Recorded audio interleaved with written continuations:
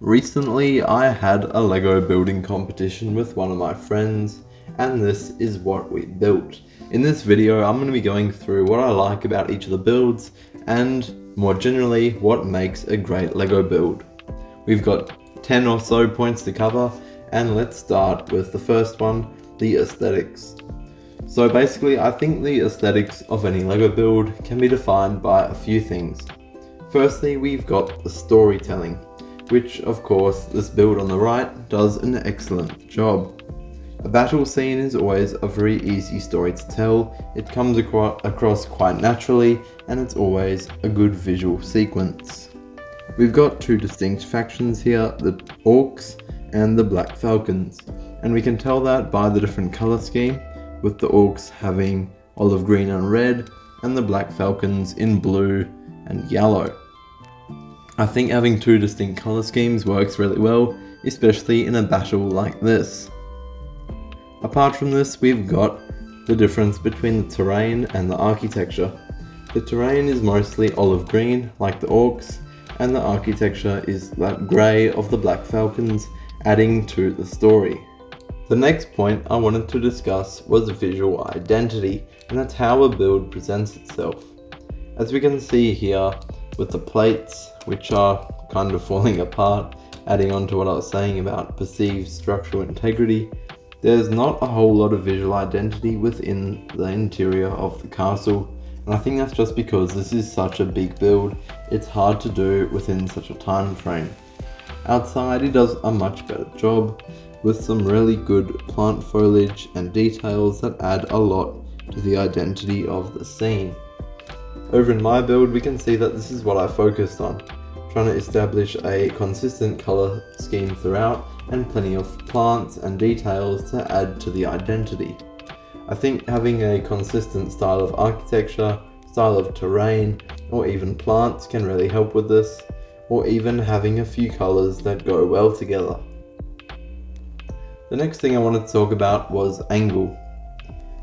This build on the right is primarily viewed from an angle such as this one, maybe overhead, with maybe some viewing from the side.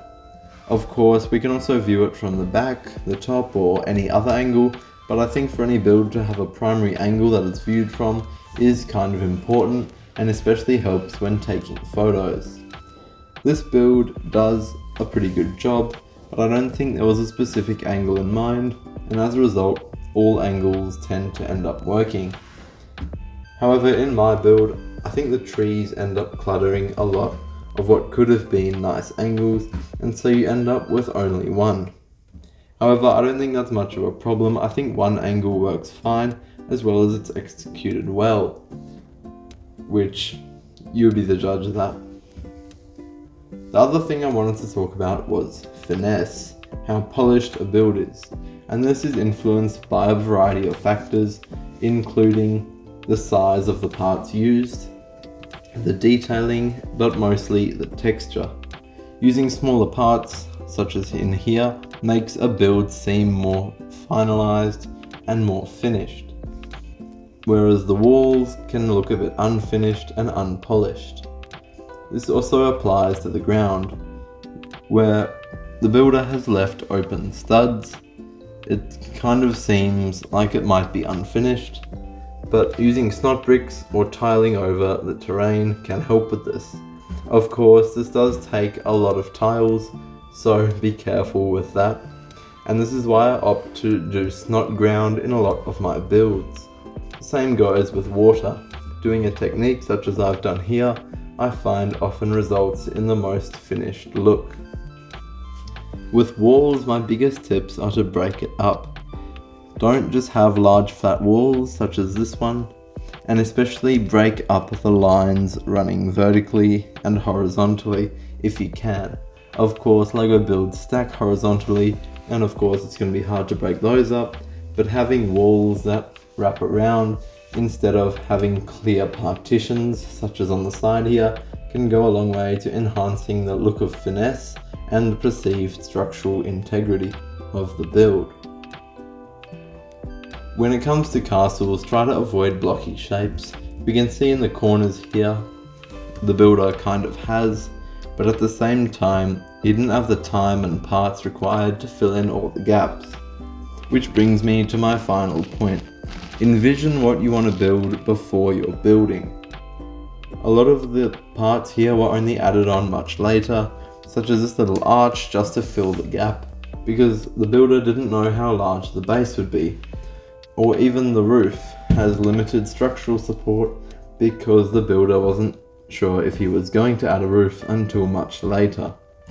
Plan out your builds, if not on paper, then at least in your head what you want to build, and the details can change later. As we can see in mine, it all seems pretty consistent, but I didn't plan this out either. I definitely could have done a much better job of knowing what I wanted to build before I built it, but starting with the base can really help with this. I always start with the terrain and then I add a black border straight after to help box in what I want it to be, and then I plan from there. That's all for this video, and I'll see you next time.